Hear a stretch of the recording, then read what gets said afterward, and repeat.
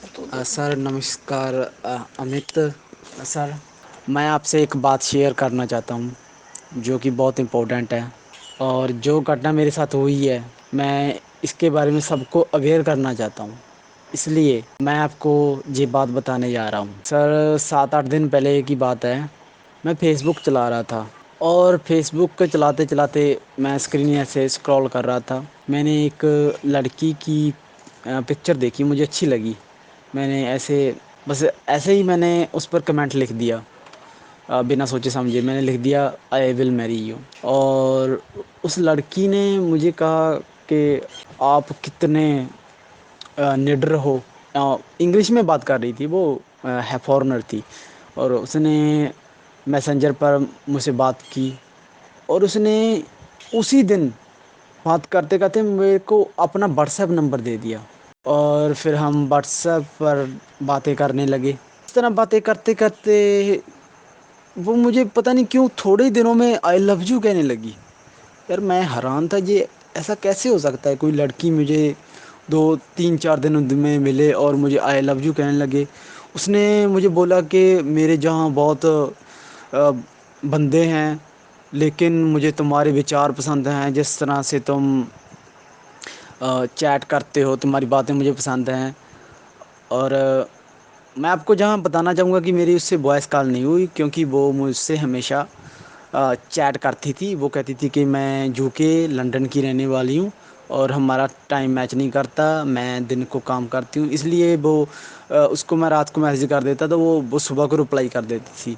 इस तरह से होता था और मैं भी थोड़ा इमोशनली उससे अटैच होने लगा। तो मेरा लॉजिक एक तरह से ख़त्म सा होने लगा। मैं सोचने लगा कि सच में ये लड़की मुझे पसंद कर रही है।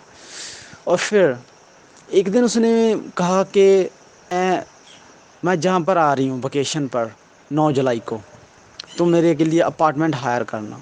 तो जब मैंने वो बात पढ़ी तो मुझे लगा कि यार वाक़ई ये लड़की मुझे पसंद करने लगी है, और थोड़ा-सा मैं शॉक भी हुआ। लेकिन मैंने उसे कहा कि मैं एक बात जहाँ पर आपको बताना चाहूँगा, मैं भूल गया।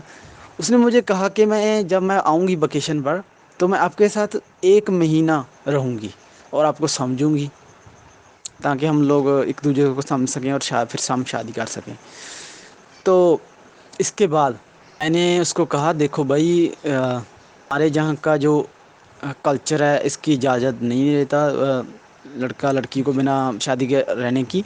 तो हम लोग 10 दिन तक रह सकते हैं। तो फिर इसके बाद तो बातें आगे बढ़ी। फिर उसने मेरे को कहा, मैं तुम्हें एक सरप्राइज़ देने वाली हूँ। और यही यही क्लाइमेक्स है।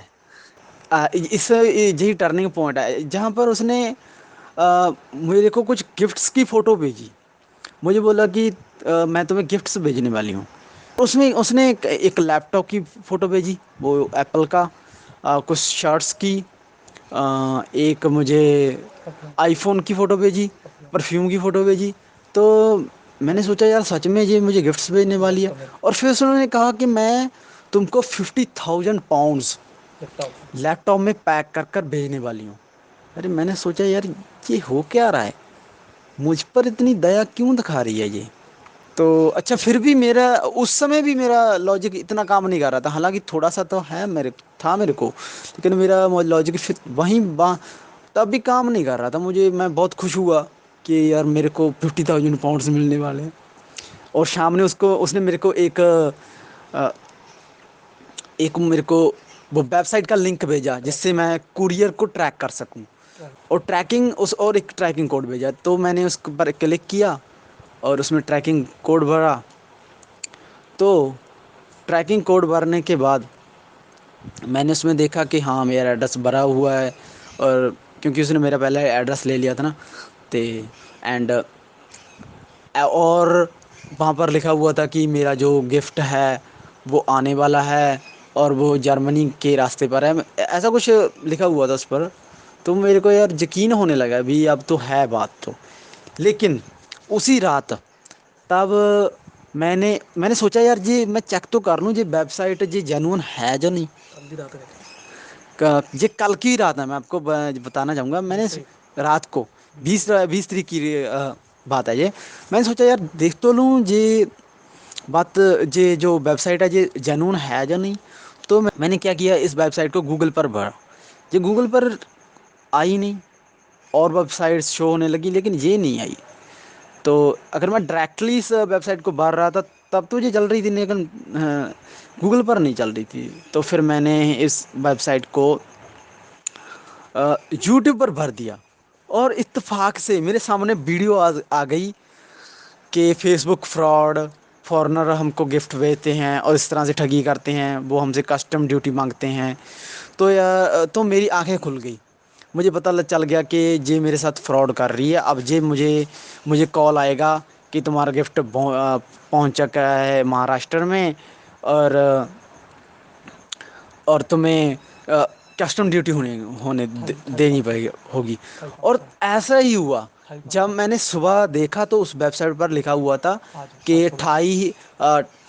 28,500 रुपया आप दीजिए कस्टम ड्यूटी के लिए, कस्टम ड्यूटी का, और फिर अपना गिफ्ट ले जाइए। तो मेरी आंखें खुल गई। मुझे पता चल गया कि ये फ्रॉड है, ये कस्टम ड्यूटी के नाम पर मेरे साथ ठगी हो रही है। मैं 28,000 रुपये दे दूंगा, जैसा कि बहुत लोगों के साथ हुआ है। मैंने इस पर और वीडियोस भी देखी, ऐसा बहुत से लोगों के साथ हुआ है। और ये कैसे ये लोग इमोशनली हम लोगों को पहले तो एक तरह का टारगेट करते हैं, इमोशनली हिप्नोटाइज कर देते हैं, लालच देते हैं, और इस तरह से हमको लूटते हैं। ऐसा बहुत लोग हैं जो लूटे जा चुके हैं, लेकिन मैं अपनी किस्मत अच्छी समझता हूँ जो मुझे इसका पता चल गया। और मैं आपसे, मेरा यही निवेदन है कि आप जे मेरी स्टोरी को शेयर कीजिए, इस पर ज़रूर वीडियो बनाइए। और मेरा नाम जगदीप सिंह है, मैं पंजाब का रहने वाला हूँ। और इस लड़की का नाम फ्लोरेंस क्रेन, इसका नाम फ्लोरेंस क्रेन है। अगर आप कहो तो मैं आपको इसका व्हाट्सएप नंबर भी भेज दूंगा।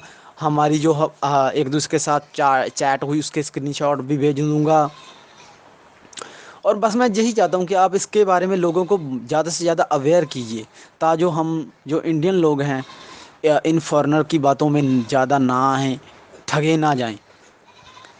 और इसके बाद जब मैंने उसको कहा कि मुझे तुम्हारे बारे में पता चल चुका है, जब मैंने उसको मैसेज किए, सुबह किए थे, तो सरप्राइजिंगली उसने मुझे ब्लॉक कर दिया।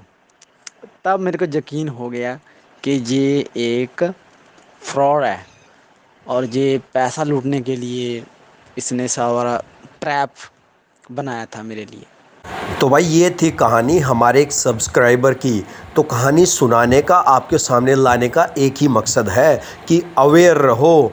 ऑनलाइन फेसबुक पे, व्हाट्सएप पे, इंस्टाग्राम पे किसी का इतनी जल्दी यकीन मत करो, और यकीन भी करो तो किसी को अपने कोड्स वगैरह मत दो, अपने पैसे मत दो, कुछ भी, मतलब ऐसा कुछ मत करो।